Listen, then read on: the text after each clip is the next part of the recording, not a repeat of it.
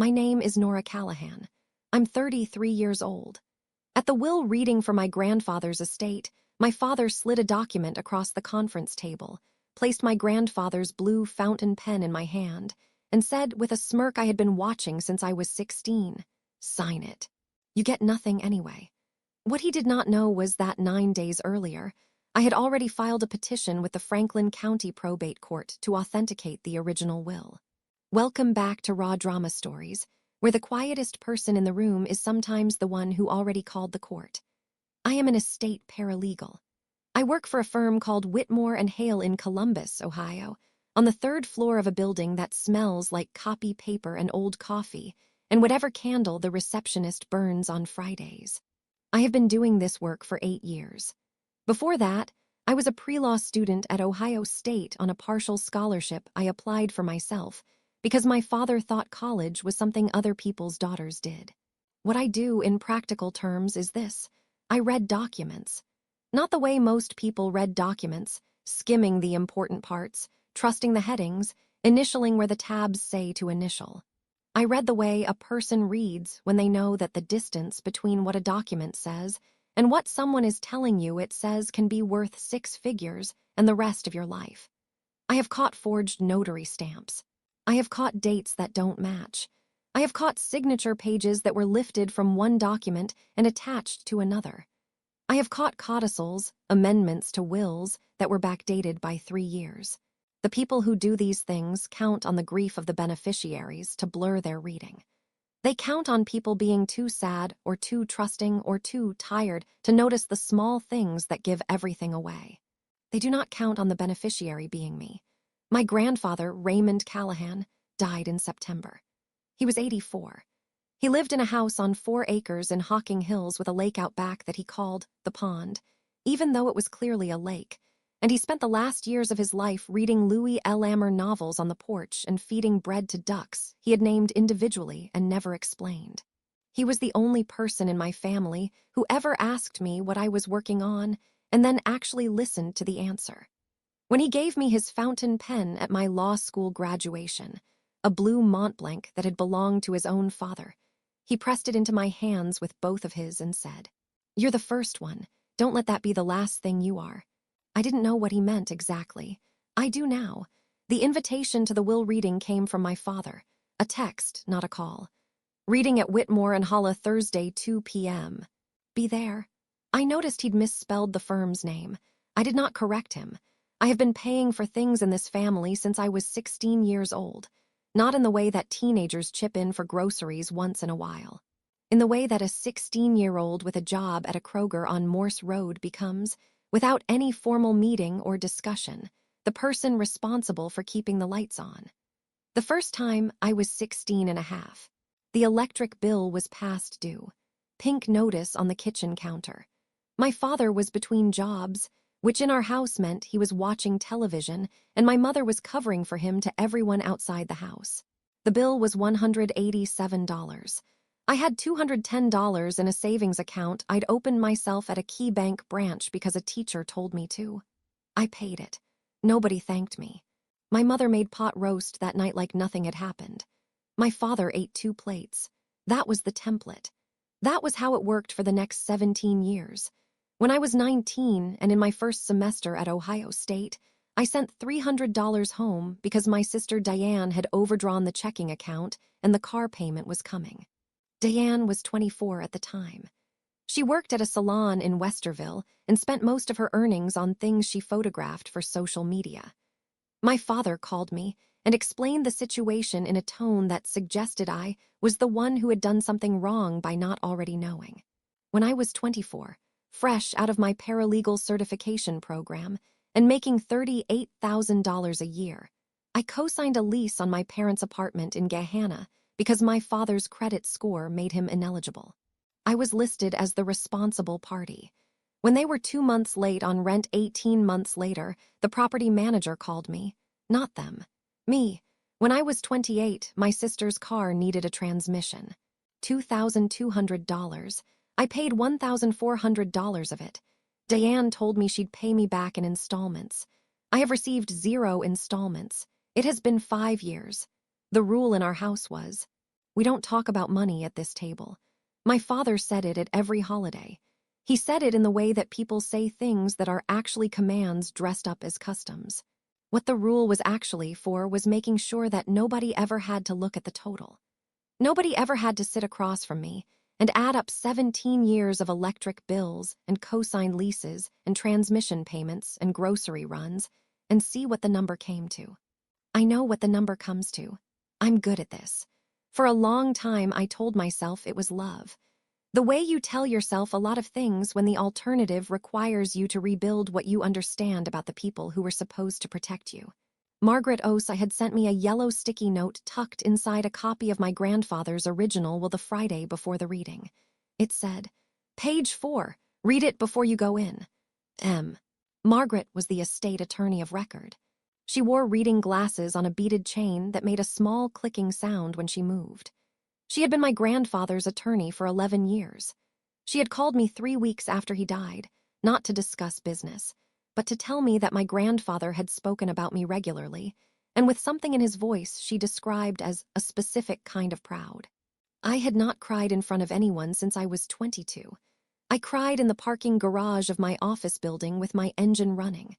I had already read page 4. I had read the entire will twice, the original and what had been filed with the court as the current version. I knew what page 4 said in the original. I knew what page 4 said in the version my father believed we were all gathered to execute. The difference between those 2 pages was $112,000 and a lake house in Hocking Hills. 9 days before the reading, I had filed a petition with the Franklin County Probate Court to authenticate and admit the original will. I had submitted a certified copy authenticated by Margaret's firm.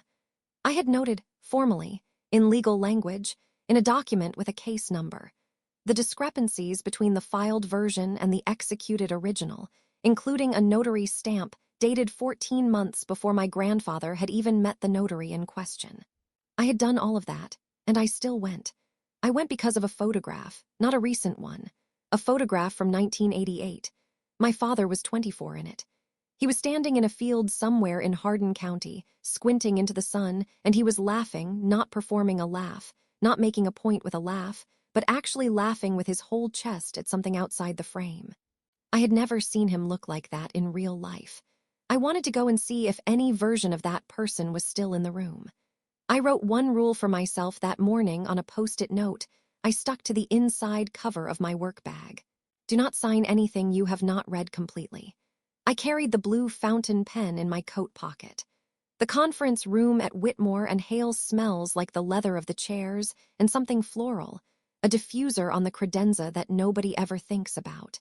The carpet is a muted blue-green that probably had a specific name in a catalog from 2009. The overhead lights are slightly too warm. I arrived 4 minutes early. The room was already half full. My father sat at the head of the table in the Carhartt vest he had worn to every significant occasion since I could remember. My college graduation, my grandfather's funeral, and apparently a will reading.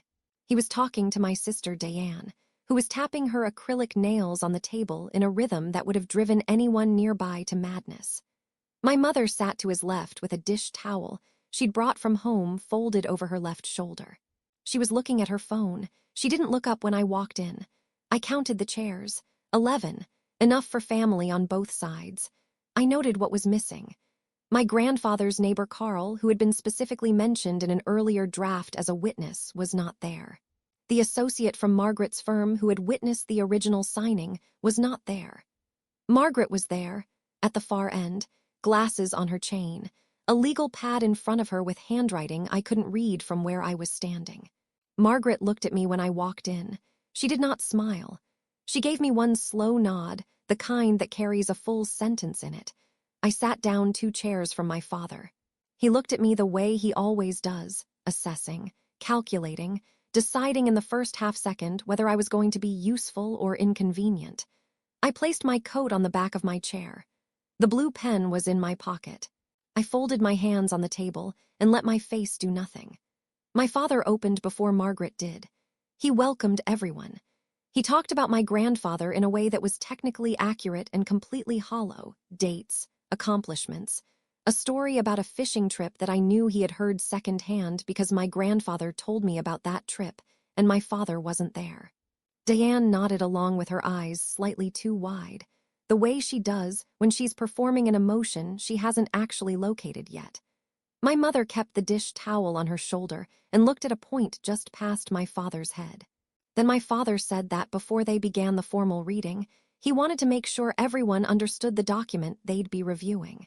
He said my grandfather had made some adjustments, his word, adjustments, in the final months of his life. He said this with the careful tone of someone who has practiced the sentence. Diane jumped in. She said it would be simple and quick, her phrase, and that everyone would leave with clarity. She said the word clarity the way people say it when they mean compliance. My mother said nothing. I asked Margaret if I could see the version of the document that had been filed with the court. My father answered before Margaret could. He said the copy in front of everyone was the current, executed document. He said that was the one they'd be reading today. I said, I'd like to see the filed version. Margaret said she had copies for everyone and began distributing them. My father's jaw moved in a small, controlled way. While Margaret distributed the copies, something happened at the table that I noticed and no one else did. Diane reached for her water glass, and her hand was not completely steady.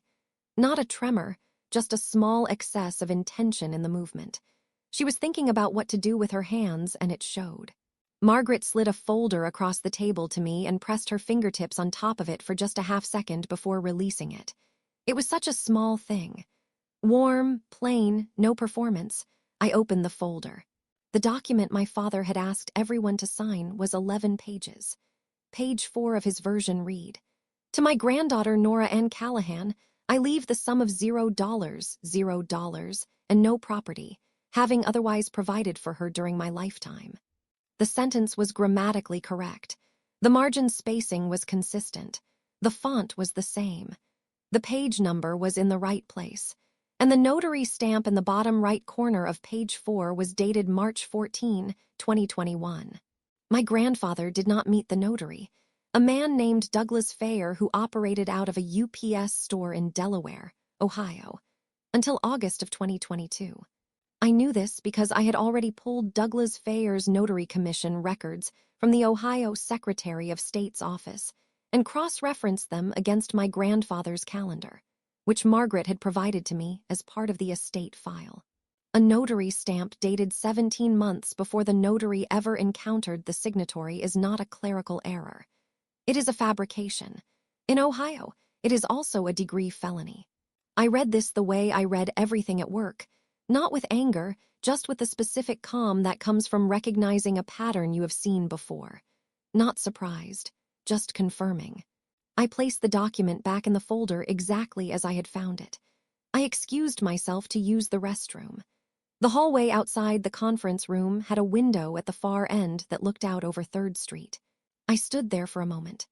The afternoon light was flat and gray-white, the kind Columbus gets in November that isn't quite rain and isn't quite cloud cover, just a uniform suspension of brightness without warmth. I looked at the glass. I thought about my grandfather pressing a fountain pen into both of my hands and saying, "Don't let that be the last thing you are." I thought about a pink electric bill on a kitchen counter when I was 16. The decision had already been made 9 days ago. Standing at that window, I just acknowledged it. I dried my hands. I walked back in. If you have ever been handed a document and told to sign it before you finished reading, tell me in the comments. I read every single one, and if you're new here, hit subscribe. You're going to want to be here for the rest of this. I sat back down. My expression had not changed. My father was watching me. He slid the document in front of me and placed my grandfather's blue fountain pen in my hand. He said, "Sign it. You get nothing anyway." I looked at him for a moment. Then I looked at Margaret. I said, "Margaret, would you like to tell them, or should I?" Margaret said, "I'll read from page 4 of the authenticated original." Before she opened her folder, I looked down the table at Diane and said, "I did something for Margaret's office last Tuesday, reviewed some case notes on the authenticated filing. She sends her thanks." Diane looked at me without understanding. Margaret gave a small, genuine nod. Then Margaret opened her folder. I set the pen down on the table, parallel to the edge. I did not uncap it. The room did not know the meal was already over. There is a specific quality to a room right before the shape of everything in it changes. Margaret was reading from her folder. My father was still wearing the expression of a man who believes he is in charge of what is about to happen. Diane had stopped tapping her nails. My mother had put down her phone. I was the only person at that table who knew what page 4 of the authenticated original said. I thought about the pen in my coat pocket. The first time I had held it was the day of my graduation, in a parking lot outside the Ohio State Law Building, and I had felt the weight of it, a real weight, heavier than you'd expect, and thought that my grandfather had carried this thing for 50 years, and it still worked, and that meant something about taking care of what matters. I thought about the lake at Hocking Hills, the sound of it in early morning before the ducks started. My grandfather called it the pond every single time, and I had stopped correcting him by the time I was 10 because I realized it wasn't a mistake. It was his name for it. I thought about who I was before I started paying the electric bills. Short sentences at a moment like this. Short sentences and breathing. The room was quiet. Diane's hands were still. Share this with someone who knows exactly what these next 10 minutes feel like. Drop a comment below telling me what you would have done in that room. I read everyone. Margaret read from the authenticated original will, case number filed 9 days prior in Franklin County Probate Court. Page 4, authenticated version. To my granddaughter, Nora Ann Callahan, I leave the sum of $112,000. $112,000. And the property at 4 Lakeview Road, Hocking Hills, Ohio, in full and without condition, because she is the only one who ever asked me what I needed before asking me what I had. The room did not erupt. It went quiet in the way that rooms go quiet when the floor shifts under everyone's feet at once and nobody wants to be the first to move. I watched my father's face. He was very still. The smirk, the one that had been sitting on his face since I walked in, did not so much disappear as deflate. Something left it, not confidence. Whatever he had been using confidence to cover. Diane looked at my father. My father did not look back at her. My mother looked at the dish towel on her shoulder as if she had forgotten it was there. Margaret continued reading. The petition to authenticate had been accepted by the court. The forged page 4 had been flagged for review. Douglas Fayer, the notary, had already been contacted by the court administrator. She said this without editorial. She said it the way I would have said it, in the tone of someone describing what the paperwork says, not what it means. 3 pale faces. My mother's was not pale. My mother looked, and I have thought about this many times since, she looked relieved. Like something she had been bracing for had finally landed. I did not smile. I watched it the way I watch a balance sheet correct itself, with a kind of professional quiet that is not satisfaction exactly, but is the recognition that the numbers are now, finally, accurate. I began to gather my things. My father said my name, not Nora, my full name. The way he said it when I was a child and had done something he wanted to address formally. I looked at him. He said, "You had no right to file anything." I said, "I had every legal right. The petition is already accepted." He said, and his voice had changed registers, gone lower and tighter, the way voices go when the performance drops and something realer comes through, that I had humiliated this family in front of an attorney. I said, "The humiliation was already in the document, Dad." Then I said, "I will still help you with your estate planning, on my terms, whenever you're ready." He didn't answer. He was looking at the table, and in that silence I saw something. I don't know how else to describe it. His hands were flat on the table, and he was looking at a point between his knuckles, and he looked, for just 1 second, like a 23-year-old, standing in a county clerk's office in jeans with a hole in the knee, watching someone stamp a document that erased him. He had spent 40 years making sure that never happened again. He had just done the same thing to his own daughter that had been done to him. He didn't know how to see that, but I could. It didn't change anything. It didn't need to. I wasn't there to change anything. I was there to make sure the document said what it was supposed to say. I picked up the blue fountain pen from the table, capped, unused. I put it in my coat pocket. I did not look back at the table. I sat in my car in the parking garage on 3rd Street with the engine off, and the window cracked 2 inches. November air. The smell of concrete and exhaust, and faintly, underneath it, something almost like rain. I held the pen. When I had walked into that building, it was a tribute. A quiet way of bringing my grandfather into a room I was nervous about. When my father had pressed it into my hand to sign, to erase myself from what my grandfather left me, it had felt like something being taken. Not just the pen, the gesture it carried. Now it was just a pen again. A good one, heavy for its size, that still worked after 50 years because someone had taken care of it. I looked at it for a moment, and then I put it in my coat pocket against my chest. I opened my phone. I left the family group chat. I did not write anything first. I blocked my sister's number, not in anger, in the way you close a tab you're done reading. I sent a single text to Margaret. "Thank you for the sticky note." She responded in 40 seconds with a single period. I drove home on 270 South with the radio off. It was not the silence I had driven there in. That one had been held together by tension, by the bracing for what was coming. This silence had nothing in it that needed to be managed. It was just quiet. The ordinary quiet of a drive home, which is one of the better kinds of quiet there is. My mother called 6 days later. She called at 7:14 in the morning, which is when she has always been awake, and which meant she had been thinking about it since at least the night before. She did not open with an apology. She opened with, "I want you to know, I didn't know what was in the document." I said, "Okay." She was quiet for a moment, and then she said, "I should have asked." That is the closest she has come to naming what she did. I wrote it down afterward, not to use against her, but because I wanted to have an accurate record. My father did not call. Diane sent a text 2 weeks later that said, "This isn't over." I did not respond. It has been over for some time. The Franklin County Probate Court's review of the forged page was concluded. The notary, Douglas Fair, surrendered his commission. The matter was referred to the prosecutor's office. I do not know what happened after that referral. I do know that my father hired an attorney, which is a thing he has never done before, and which I am sure is an uncomfortable experience for a man who thought that being in a room with documents meant being in charge of them. The lake house at Hocking Hills was transferred to my name in December. Margaret's firm handled the paperwork. I drove out there on a Saturday in January, the kind of January day that is gray and cold and still, with ice at the edges of the pond. I stood on the back porch and listened. 2 weeks after the transfer, my mother drove out with a casserole dish.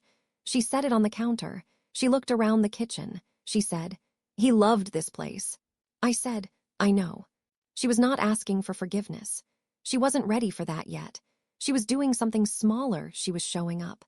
I don't know if that leads anywhere. But I let her put the casserole in the refrigerator, and I made coffee, and we sat at the table for 40 minutes and talked about my grandfather's ducks and what their names had been, and neither of us cried, which felt like a kind of honesty. It is the following September. I am on the back porch of the lake house at Hocking Hills on a Saturday morning. The water is low for September. It was a dry summer. The ducks my grandfather named are gone. There are new ones, 3 of them that have started coming since May. I have not named them yet. I might. My mother is inside. She has been driving out on the first Saturday of the month since March. She brings something each time, a dish, a plant she divided from her own garden, once a framed photograph from 1988 of my father laughing in a field with his whole chest. She set it on the mantel above the fireplace. I left it there. The blue pen is on the desk inside, in a drawer. I use it for things that matter, for documents that need my signature in a way I've actually decided to give it. I used it to sign the property transfer in December. I used it last week to sign a new client agreement for a woman in Gahanna who is navigating her own estate and whose family is, as she put it, not making it easy.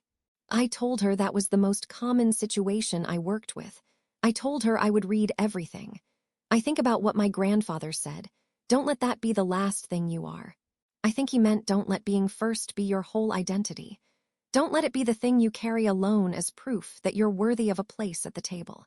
He left me something so that I would know I already had a place at the table. Not because I paid for it, not because I managed it, because he saw me and he wrote it down and he signed it with a pen that still worked. A pen in your hand is only a signature if you choose to press down. If you have ever been handed something and told to sign before you understood what you were signing away, this story is for you. You don't have to be an attorney. You just have to read the whole page. Share this video with someone who pays in silence. Drop a comment telling me where you're watching from. I read every single one. And if you're not subscribed yet, hit that button. I'll see you in the next one.